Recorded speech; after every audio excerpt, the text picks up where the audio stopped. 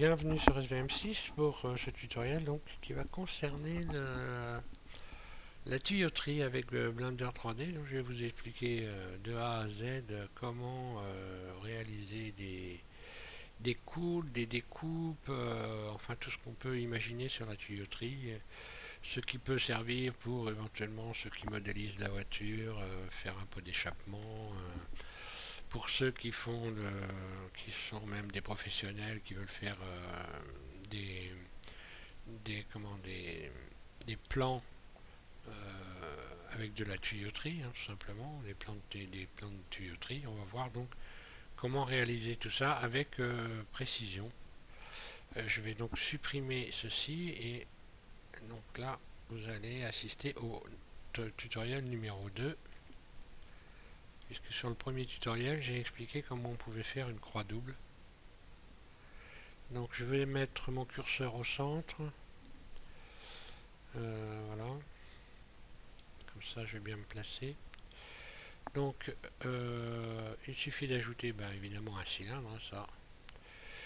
Donc vous pouvez dimensionner votre cylindre ici. Donc si vous avez mis Blender en français, on va être en centimètres. Ça va simplifier la vie quand même.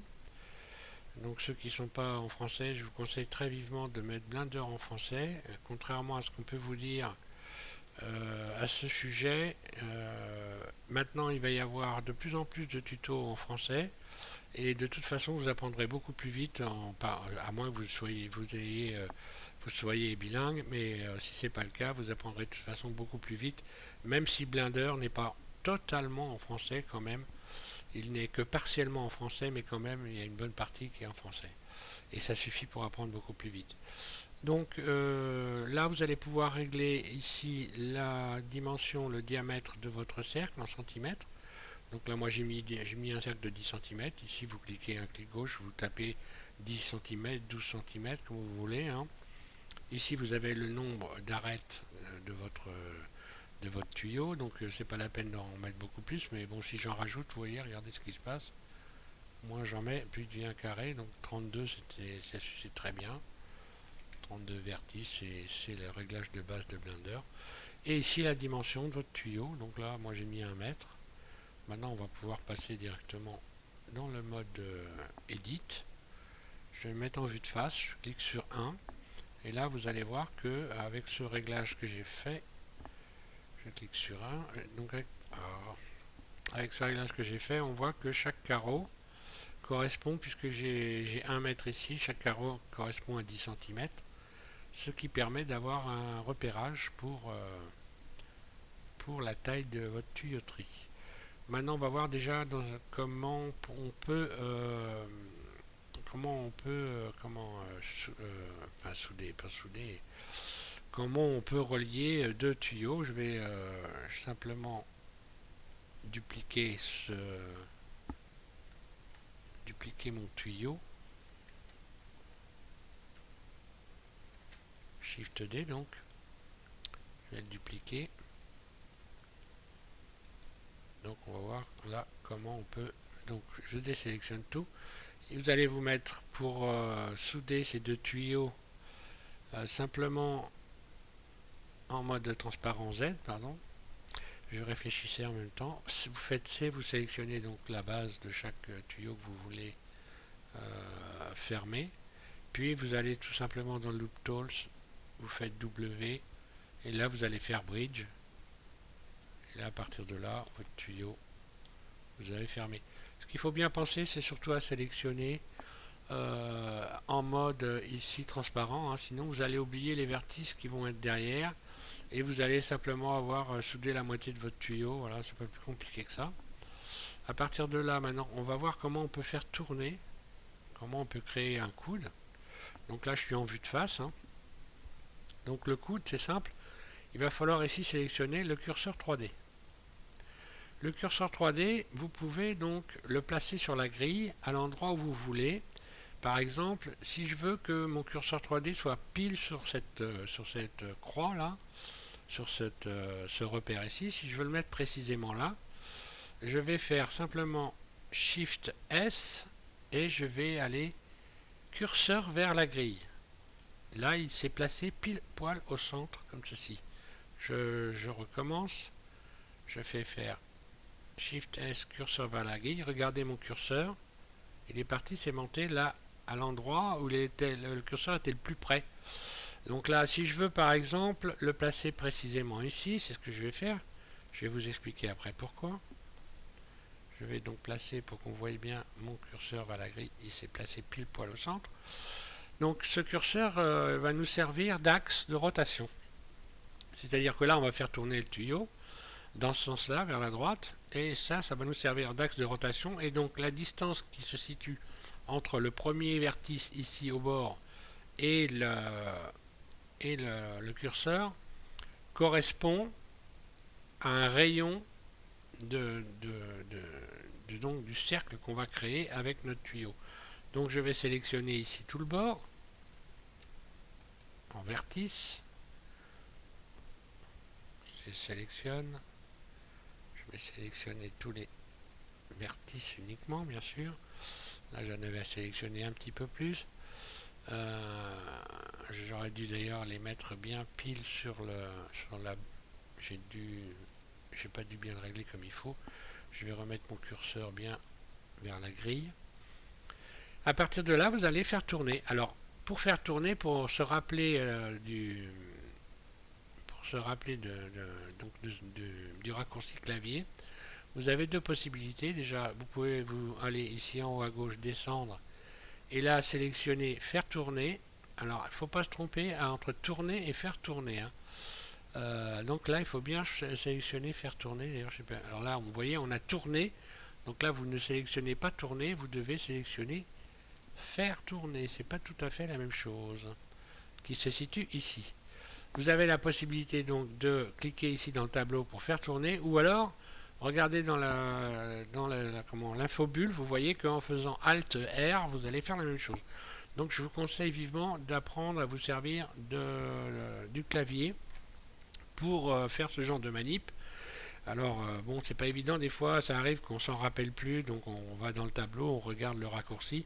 À chaque fois comme ça dans le tableau, vous avez les raccourcis qui vous sont en général, qui sont pas toujours, mais quasiment tout le temps, vous avez tous les raccourcis. Donc le raccourci, on a dit, c'est Alt R pour faire tourner. Je vais faire tourner et vous voyez ce qui se passe. Là, il a tourné dans le bon sens. Il aurait pu tourner dans l'autre sens, donc je vais vous faire voir comment faire pour le faire tourner dans le bon sens. Mais là, en l'occurrence, il tourne dans le bon sens. Donc la distance ici, la rotation, c'est faite par rapport à ce rayon ici, entre ce premier vertice ici, et c'est à tourner comme ceci. Maintenant, je vais pouvoir par exemple extruder. Donc je fais E, j'appuie en continu sur la roulette de ma souris, ce qui me permet de rester dans l'axe. Et par exemple, je décide de le mettre 30 cm plus loin, et puis voilà. Et puis de le faire tourner dans l'autre sens. Donc je vais placer simplement mon curseur 3D ici. Je vais faire Shift S aimanté vers la grille. Là, il est pile poil bien placé. Donc je fais Alt R. Et là, il tourne encore dans le bon sens. Puis un clic gauche. Je vais placer ici. Maintenant, je vais donner un angle plus important. Je vais prendre par exemple 20 cm, un rayon de 20 cm. Donc je vais replacer mon curseur comme il faut pour être sûr qu'il soit dessus. Je fais Alt R et là, c'est là que le bas blesse. Donc quand vous êtes dans cette situation, il n'y a rien de méchant. Vous avez un tableau ici. Vous allez l'ouvrir. Vous ouvrez votre tableau. Je vais l'agrandir, qu'on voit bien. Et ici, vous avez les angles. Donc là, on n'est pas dans le bon angle. Ce qui veut dire que vous allez pouvoir, en cliquant en continu sur votre souris et en déplaçant votre souris, revenir dans l'autre sens. Alors là, je vous le fais voir comme ça. En réalité, il aurait fallu... Alors là, c'est juste pour qu'on puisse comprendre comment ça marche. Pour l'avoir pile poil comme il faut ici, il aurait fallu ici que je tape, on voit bien, non pas moins 86, mais moins 90 degrés. je vais retaper moins 90 degrés, comme ça il va revenir, regardez bien, dans l'axe correctement. Je vais revenir en arrière pour qu'on comprenne bien. Donc ici, ah oui, mais alors là il risque de se repositionner comme il faut. C'est pas grave, je vais faire Alt R, il va se repositionner normalement comme il faut, mais bon. Ouais, bon. On le fera sur un autre, je vais peut-être aller dans ce sens-là. Et là, ça va peut-être modifier les choses. Encore que non. On va essayer quand même. Alt R. Oui. Donc, simplement ici, j'aurais pu, quand je suis dans cette configuration-là, ici taper, dire là je vois que j'ai moins 90. Alors tout simplement, à la place de moins 90, il suffisait de taper 90 tout simplement. Quand vous êtes à l'envers comme ça, eh bien s'il y a marqué moins, vous tapez plus. S'il y a marqué plus, bah, vous faites moins. Donc là, pour avoir des angles à 90 degrés naturellement. On peut modifier cet angle. On peut par exemple décider qu'on n'a pas envie d'avoir cet angle-là. On aurait pu donc ici modifier l'angle. Et puis se dire, tiens, je pars à 45 degrés. À 45 degrés, j'extrude ma tuyauterie. Donc là, je ne peux plus me servir de la roulette puisque je sors carrément des axes. Des axes X, Y, Z. Donc je vais le placer comme ceci. Puis à partir de là, il n'y a plus qu'à, par exemple, repratiquer une rotation. Alors là, pour le coup, je vais placer mon curseur 3D ici. Je vais donc l'amener sur la grille. Je vais faire Alt R. Et donc là, je reviens dans les axes, extrude, ainsi de suite. Si je veux faire tourner mon tuyau différemment, donc là je suis en vue de face, je vois ça. Si je clique sur 3 par exemple, je peux faire tourner mon tuyau par exemple là sur la droite. Donc je clique sur le 3 de mon clavier, je place mon curseur 3D ici, et vous voyez, il va suivre l'axe, il va suivre les axes dans la vue dans la vue que vous avez choisie. Donc là j'ai choisi une vue de profil, je vais placer mon curseur sur la grille, puis je vais faire Alt R, et donc là il tourne comme ceci. Là j'ai simplement qu'à modifier 90 degrés, puisque là j'étais à 45 tout à l'heure, je reviens à 90, et là j'ai fait tourner mon tuyau dans l'autre sens. Vous voyez, ce qui nous donne ceci, et je peux continuer dans cette vue là. Maintenant je peux même me mettre en vue de dessus par exemple, pour faire tourner mon tuyau. Là pour le coup dans ce sens là, je me mets en vue de dessus, et puis je place mon curseur. Alors là je vais imaginer que je vais une grande courbe. Alors là je calcule pas, hein, c'est pour vous faire voir. Je vais faire, puis je vais m'arrêter là après parce que là ça, je suis en train de prendre beaucoup de temps. Je vais donc faire Alt R, et là j'ai donc un grand cercle qui n'est pas évidemment dans le bon sens. Eh bien simplement ici il y a 90. À la place de 90, je vais taper moins 90. Il va venir se resituer dans l'autre sens. À partir du moment où j'ai une vue qui est dans les axes, je reviens. J'aurais pu rajouter ici des rayons, puisque là j'ai une grande surface. Pourquoi pas rajouter des rayons pour avoir un tuyau au final. Je vais revenir à, il faut le temps qu'il calcule, parce qu'il faut dire que j'ai un PC moi, hein. C'est quelque chose, hein. Donc comme j'ai rajouté beaucoup de rayons, il est en train de me faire une petite crise.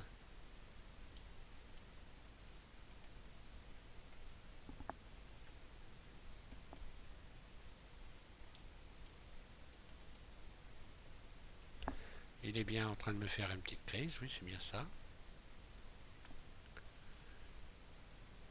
Il n'a pas aimé les 29 rayons.